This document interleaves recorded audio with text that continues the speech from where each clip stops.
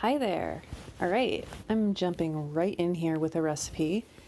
This is an olive lentil burger inspired by a recipe that I saw on the ppk.com. I'm going to go ahead and link to the recipe. I do a couple things differently. I do start off with one small onion, and this is just in a dry cast iron skillet that is heated to high. Chop your onion, put it in there. Then I'm using 4 cloves of garlic. And then I use a mix of smoked eggplant and mushrooms. So for this video, I actually just got some mushrooms that I purchased at the store. These are baby portobellos. This burger is best if you use a mix of more specialty mushrooms that you might grow, like shiitake, lion's mane, different varieties of oyster mushrooms. Chestnut mushrooms are really good in this. I'd steer away from enoki. But yeah, I've used slightly over a half a pound of mushrooms in here because the smoked eggplant that I had from the freezer was slightly under a half a pound. So this is the smoked eggplant. It was a Japanese long pickling eggplant, I think. And I like to just smoke it and freeze it and use it in things like this. I found a random piece of tofu in there, and since it contributed to my weight for the eggplant, I went ahead and just added that in. You can really add any kind of smoked meaty, not meat thing that you have, and it really adds a lot of flavor to this. And I'll be doing a video later on smoking. Added in just some pepper, about a half a teaspoon of thyme, a half a teaspoon of marjoram. And as you can see, the liquid from the mushrooms and the eggplant is going to kind of help deglaze this pan. So you've got some nice browning going on with your onion.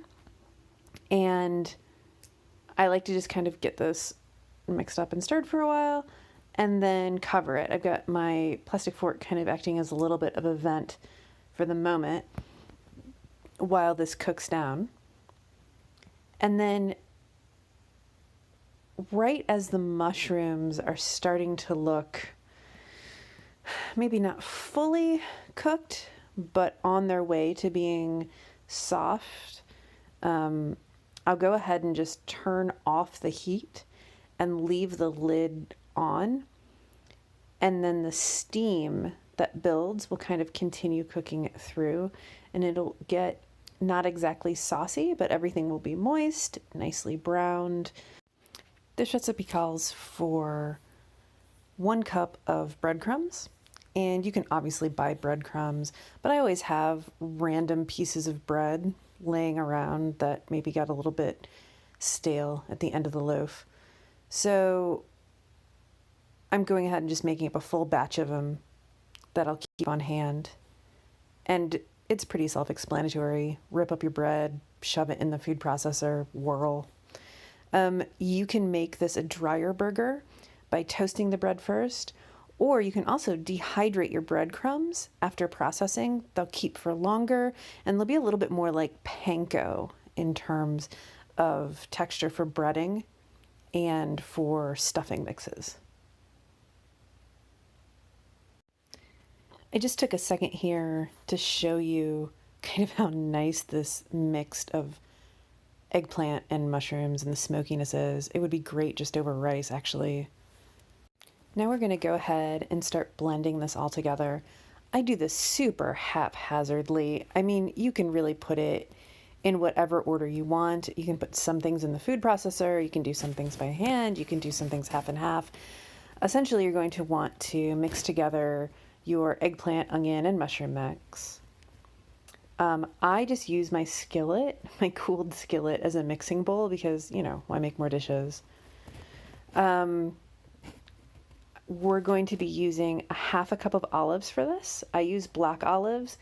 You can use Kalamata or whatever you want. Between a cup to a cup and a half of lentils, and I love these black lentils. They add great flavor, and I like the texture of them. And I'm blending them here, but a lot of times I'll just mix them in by hand. Then I've got my breadcrumbs. I'm putting in a half a cup into the food processor, and I will put my second half a cup, so a total of 1 cup breadcrumbs. I'll mix the second cup in half cup by hand. I'm adding here 2 teaspoons of lemon juice. I would not be doing this if I used an olive that was packed in vinegar, but when just using black olives, I think it helps out a lot. So I'm going to go to get all this in here. I'm adding a little bit more salt to it after I taste it. And since my mushrooms weren't smoked and I had slightly less than the full ½ pound of eggplant that was smoked, I went ahead and I added just a little bit extra liquid smoke. So you could add, I'd say, up to a 1/4 teaspoon of liquid smoke or a ½ teaspoon of liquid smoke if you do not have any smoked items in here. But the smokiness is really what gives it an amazing flavor.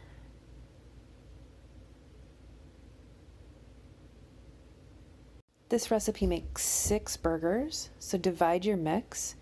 And you can do this by hand, but I love this little burger press.